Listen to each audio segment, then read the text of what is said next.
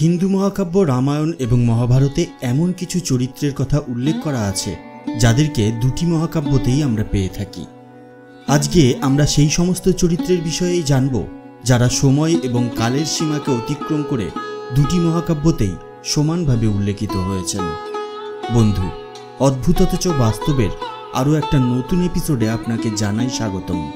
আপনি যদি আমাদের চ্যানেল এখনও সাবস্ক্রাইব না করে থাকেন তাহলে ঝটপট আমাদের চ্যানেল সাবস্ক্রাইব করে নিন, আর আমাদের চ্যানেলের সমস্ত ভিডিওর নোটিফিকেশন সবার আগে পাওয়ার জন্য পাশে থাকা বেল আইকন প্রেস করতে ভুলবেন না। তাহলে চলুন শুরু করা যাক আজকের ভিডিও। এটা মনে করা হয় যে রামায়ণ বর্তমান মন্বন্তরের 24তম মহাযুগের ত্রেতা যুগে ঘটিত হয়েছিল, আর মহাভারত বর্তমান মন্বন্তরের 28তম মহাযুগের দাপর যুগে ঘটিত হয়েছিল। একটি মন্বন্তরে 71টি মহাযুগ হয়ে থাকে। একটি মহাযুগে 4 যুগ অর্থাৎ সত্যযুগ, ত্রেতাযুগ, দাপর যুগ এবং কলিযুগ বর্তমান থাকে। শ্রী পরশুরামের উল্লেখ আমরা রামায়ণ এবং মহাভারত দুটো মহাকাব্যতেই পেয়ে থাকি।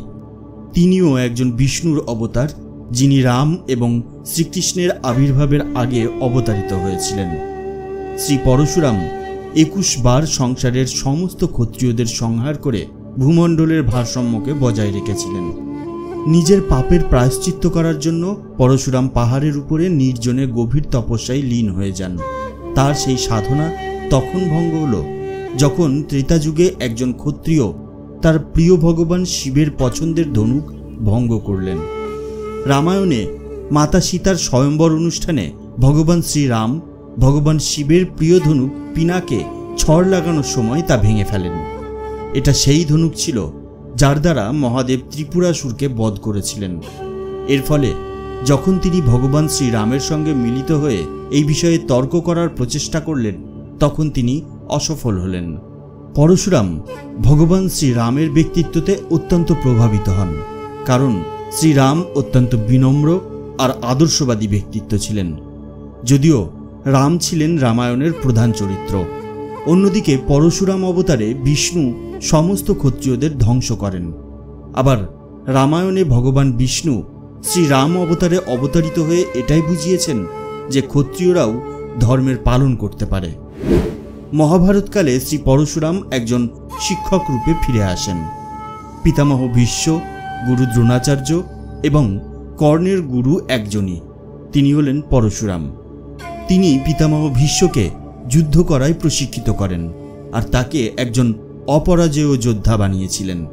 যদিও যখন পরশুরাম জানতে পারেন যে পিতামহ ভীষ্ম অম্বার সঙ্গে অন্যায় করেছেন তখন পরশুরাম আর ভীষ্মের মধ্যে যুদ্ধ হয়েছিল। যখন কর্ণ তার শিষ্য হওয়ার জন্য মিথ্যা বলেছিলেন তখন পরশুরাম তাকে ক্ষমা করেননি। বন্ধু, আমাদের আগের ভিডিওতে অনেকেই কোথা থেকে দেখছেন তা লিখেছেন। তাদের মধ্যে আছেন বাংলাদেশের কুমিল্লা থেকে সজীব দেবনাথ, কলকাতা থেকে সুমিতা দত্ত, আসামের করিমগঞ্জ থেকে রাজা শুক্লা বৈদ্য, কৃষ্ণনগর ঘূর্ণি থেকে শিলা বিশ্বাস, ত্রিপুরা থেকে অবননাথ, কলকাতা থেকে অংশু দে, এছাড়া আরও অনেকে। একটি ভিডিওতে সবার নাম একসঙ্গে নেওয়া সম্ভব না, তাই যাদের নাম নিতে পারলাম না তাদের জানাই অশেষ ধন্যবাদ। এই ভিডিও দেখার পর আপনারাও ঝটপট লিখে ফেলুন আপনাদের জায়গার নাম, আর এর সঙ্গে লিখে ফেলুন জয় শ্রীকৃষ্ণ অথবা জয় শ্রীরাম। তার সঙ্গে অবশ্যই আমাদের ভিডিওটাকে লাইক করতে ভুলবেন না। তাহলে চলুন শুনে নিই আজকের ভিডিওর পরবর্তী অংশ। চারো যুগ প্রতাপ তুমহারা, অর্থাৎ যার বর্ণনা 4 যুগেই আছে, তিনি হলেন স্বয়ং পবনপুত্র শ্রী হনুমান। রামায়ণে হনুমানের মহত্বের কথা আমরা সবাই জানি, কিন্তু তার উল্লেখ আমরা মহাভারতেও পেয়ে থাকি। হনুমানকে আমরা পবন অর্থাৎ বায়ুপুত্র রূপে জেনে থাকি। মহাভারতকালে ভীমের জন্ম কুন্তির মাধ্যমে পবনদেবের মন্ত্রতে হয়েছিল। এইভাবে ভীমও পবনপুত্র, আর এইভাবে পবনপুত্র শ্রী হনুমান এবং ভীম দুজনে 2 ভাই হয়েছিল। যখন পাণ্ডবরা পাশা খেলা হেরে যাওয়ার পরে বনে নির্বাসিত হয়েছিল তখন একবার হিমালয়ের উঁচু স্থানে বদ্রিকাশ্রমের কাছে দ্রৌপদী একটি সুন্দর এবং সুগন্ধিত 1000 পাপড়িওয়ালা পদ্মফুল দেখতে পান, আর তিনি ভীমকে সেই ফুল নিয়ে আসার জন্য অনুরোধ করেন। ভীমের নিজের বল এবং শক্তির উপরে অত্যন্ত গর্ব ছিল, তাই তিনি এই পুষ্প তখনই আনতে যান। সেই পথে তিনি একটি অত্যন্ত বয়স্ক এবং দুর্বল বানরকে দেখতে পান, যার লেজ তার পথের উপরে বিছানো ছিল। এই বৃদ্ধ বানর আর কেউ নয়, বরং স্বয়ং শ্রী হনুমান ছিলেন। তখন ভীম সেই বৃদ্ধ বানরকে বললেন যে সে যেন তার লেজ সরিয়ে তার রাস্তা করে দেন। তখন সেই বৃদ্ধ বানররূপী হনুমান বললেন যে সে অত্যন্ত বয়স্ক এবং দুর্বল, আর এখন তিনি বিশ্রাম নিচ্ছেন, তাই তিনি যেন নিজেই সেই লেজকে তার পথ থেকে সরিয়ে নেন। এই কথা শুনে ভীম তার শরীরের সমস্ত শক্তি ব্যবহার করলেন সেই লেজকে তার পথ থেকে সরিয়ে নিতে, কিন্তু তিনি অসফল হলেন। অনেক প্রচেষ্টা করার পর ভীম বুঝতে পারলেন যে এই বানর কোনো সাধারণ বানর নন। এরপর ভীম তার অহংকার ত্যাগ করে সেই বানরকে তার আসল স্বরূপ দেখাতে অনুরোধ করেন। এরপর শ্রী হনুমান তার আসল রূপে প্রকট হন, আর সবার প্রথমে ভীমকে নিজের বুকে জড়িয়ে ধরেন। এবারে তিনি তার বিশাল রূপ ভীমকে দেখান, যে রূপের দ্বারা তিনি লঙ্কাতে ভারতবর্ষ থেকে এক লাফে পৌঁছে গিয়েছিলেন। এছাড়াও আপনি কি জানেন মহাভারতের যুদ্ধেও হনুমান অংশ নিয়েছিলেন? একবার অর্জুন এবং সেই হনুমানের মধ্যে সাক্ষাৎ হয়। তখন অর্জুন হনুমানকে বলেছিলেন যে তিনি এই পৃথিবীর সর্বশ্রেষ্ঠ ধনুর্ধারী এবং ভগবান রামের দ্বারা পাথরের তৈরি সেতু সময় নষ্ট ছাড়া আর কিছুই নয়, কারণ তাকে তীরের সেতু বানাতে হতো। এই কথা শুনে শ্রী হনুমান অর্জুনের সঙ্গে শর্ত রাখেন যে যদি অর্জুন একটি তীরের সেতু বানিয়ে দেখাতে পারেন, তাহলে তিনি অর্জুনকে সর্বশ্রেষ্ঠ ধনুর্ধারী হিসেবে মেনে নেবেন। তখন অর্জুন 3 বার তীরের দ্বারা সেতু বানালেন, আর 3 বারই সেই সেতুর সঙ্গে সঙ্গে অর্জুনের অহংকারও চূর্ণ বিচূর্ণ হয়ে গেল। তখনই সেখানে শ্রীকৃষ্ণ প্রকট হলেন আর অর্জুনকে তার অহংকারের সঙ্গে পরিচিত করালেন। আর তখনই শ্রীকৃষ্ণ হনুমানকে যুদ্ধের সময় অর্জুনের রথের উপরের ধ্বজা হিসেবে উপস্থিত থাকতে অনুরোধ করলেন। মহাভারতের যুদ্ধের সময় শ্রী হনুমান 18 দিন ধরে শ্রীকৃষ্ণের রথের উপরে ধ্বজ হিসেবে উপস্থিত থাকলেন। রাক্ষসকুলে জন্ম নেওয়া সত্ত্বেও রাবণের ভাই বিভীষণ ধর্মের পথে চলতে সমর্থ হয়েছিলেন। রামায়ণ মহাকাব্যে বিভীষণ সত্যের পক্ষে থাকার জন্য আর নিজের পরিবারের অর্থাৎ অধর্মের বিপক্ষে যাওয়ার জন্য অত্যন্ত পরিচিত। বলা হয়ে থাকে মহাভারতকালে যুধিষ্ঠিরের অশ্বমেধ যজ্ঞের সময় সেখানে বিভীষণের উপস্থিত থাকার উল্লেখ পাওয়া যায়। যখন যুধিষ্ঠির রাজসূয় যজ্ঞ করছিলেন তখন সেখানে বিভীষণ উপস্থিত ছিলেন আর নিজের পক্ষ থেকে অনেক ধনরাশি এবং স্বর্ণ যুধিষ্ঠিরকে উপহার স্বরূপ প্রদান করেছিলেন।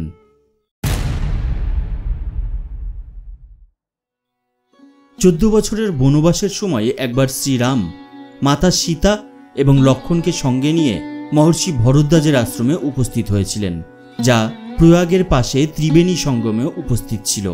সেই আশ্রমে পৌঁছানোর পরেই ঋষি ভরদ্বাজ প্রভু শ্রীরাম, লক্ষ্মণ এবং মাতা সীতাকে অত্যন্ত আদরপূর্বক আপ্যায়ন করেন আর প্রভু শ্রীরাম সহ মাতা সীতা এবং লক্ষ্মণের ক্ষমতা সম্পর্কে জানতে পারেন। এরপরে তিনি প্রভু শ্রীরামকে তার পথ প্রদর্শন করেন এবং চিত্রকূটই যে তার বনবাসের আদর্শ স্থান সেটা বলেন, যে জায়গায় ধ্যান এবং আত্মচিন্তনের জন্য উপযুক্ত ছিল। মহর্ষি ভরদ্বাজের পারমার্থিক জ্ঞান এবং পথ প্রদর্শনে শ্রীরাম তার পরবর্তী যাত্রার জন্য উপযুক্ত শক্তি এবং লক্ষ্য প্রাপ্ত হন। আবার ঋষি ভরদ্বাজের উল্লেখ আমরা মহাভারতে গুরু দ্রোণাচার্যের পিতা এবং অশ্বত্থামার ঠাকুরদা হিসেবে পেয়ে থাকি। সপ্তঋষির মধ্যে অন্যতম গুরু বশিষ্ঠ গুরুকুলে শ্রীরামের শিক্ষক এবং অযোধ্যা সাম্রাজ্যের ধর্মীয় কুলগুরু ছিলেন। একবার অষ্টবসুর স্ত্রী দেবী বরুণীর জন্মদিনের শুভ মুহূর্তে অষ্টবসু একত্রে গুরু বশিষ্ঠের কাছে গেলেন তার আশীর্বাদ নেওয়ার জন্য। ঋষি বশিষ্ঠ কামধেনু গাভীর সহায়তায় তাদের যথোপযুক্ত আপ্যায়ন করলেন, কিন্তু দেবী বারুণী সেই কামধেনু গাভীর দ্বারা গভীরভাবে প্রভাবিত হলেন এবং তার স্বামীদের কাছে সেই গরুকে তাকে উপহার স্বরূপ দান করার জন্য আবদার করলেন। অষ্টম বসু তাকে মানা করতে পারলেন না, আর তিনি অন্যান্য বসুদের সহায়তায় কামধেনু গাভীকে চুরি করে নিলেন। এতে অত্যন্ত রাগান্বিত হয়ে গুরু বশিষ্ঠ 8 জন বসুকে মনুষ্যজনিতে জন্ম নেওয়া এবং তাদের পাপ করার জন্য অভিশাপ দিয়ে দিলেন। তখন সমস্ত বসুদের অনুরোধে গুরু বশিষ্ঠ আশ্বস্ত হয়ে বললেন যে তারা সবাই মনুষ্যজনিতে জন্ম নেওয়ার সঙ্গে সঙ্গেই মৃত্যুবরণ করবেন এবং স্বর্গলোকে ফিরে আসবেন, শুধুমাত্র অষ্টম বসু ধ্রুব বাদে। কারণ তিনিই হলেন এই দোষের সর্বাধিক দোষী, তাই তাকে মনুষ্য জীবন অতিবাহিত করতে হবে। এখানেই আপনাদের জানিয়ে রাখি যে এই অষ্টবসুর নাম হল ধর্ম, অপ, অনল, অনিল, প্রত্যুষ, প্রভাস, সোম আর ধ্রুব। যাই হোক, এই অভিশাপের পর সমস্ত বসুরা গঙ্গাকে তাদের মা হিসেবে পাওয়ার জন্য অনুরোধ করেন আর রাজা শান্তনুর পুত্র হিসেবে জন্মগ্রহণ করেন। এদের মধ্যে অষ্টম বসু ধ্রুব দেবব্রত নামে জন্ম নেন এবং ভবিষ্যতে তিনি ভীষ্ম নামে প্রসিদ্ধ হন। মহাভারতের রচয়িতা বেদব্যাস ঋষি বশিষ্ঠের প্রপৌত্র ছিলেন, যিনি অম্বিকার থেকে ধৃতরাষ্ট্রের, অম্বালিকার থেকে পাণ্ডু এবং তাদের দাসী পরিশ্রমীর থেকে বিদুরকে জন্ম দিয়েছিলেন। মহাভারতের বন পর্বে যখন পাণ্ডুরা বনবাসে ছিলেন, তখন যুধিষ্ঠির সবসময় তার কর্তব্য এবং ধর্ম নিয়ে অত্যন্ত চিন্তিত থাকতেন। সেই সময় একদিন ঋষি বশিষ্ঠ তাদের সঙ্গে দেখা করেন আর তাদের ধর্ম আর সত্যের প্রতি একনিষ্ঠ থাকার কথা বলেন। তিনি যুধিষ্ঠিরকে ধৈর্য, সংযম আর সত্যনিষ্ঠার গুণকে আপন করে নেওয়ার জন্য পরামর্শ দেন। ঋষি বশিষ্ঠের উপদেশের ফলেই যুধিষ্ঠির তার কর্তব্যের উপরে পুনরায় বিশ্বাস প্রতিষ্ঠা করতে সমর্থ হন আর তিনি সমস্ত বনবাস অত্যন্ত ধৈর্য আর সংযমের সঙ্গে পূরণ করতে সমর্থ হন। জয় শ্রীকৃষ্ণ। আজকের ভিডিও ব্যাস এই পর্যন্তই। আমাদের আজকের ভিডিও আপনার কেমন লাগলো সেটা নিচের কমেন্ট বক্সে কমেন্টস করে জানিয়ে দিন। আর আমাদের ভিডিও যদি আপনার ভালো লেগে থাকে তাহলে একটা লাইক করুন আর শেয়ার করে ছড়িয়ে দিন সবার মধ্যে। তাহলে দেখা হবে পরবর্তী ভিডিওতে। তার আগে অবশ্যই ভালো থাকবেন, সুস্থ থাকবেন। ধন্যবাদ।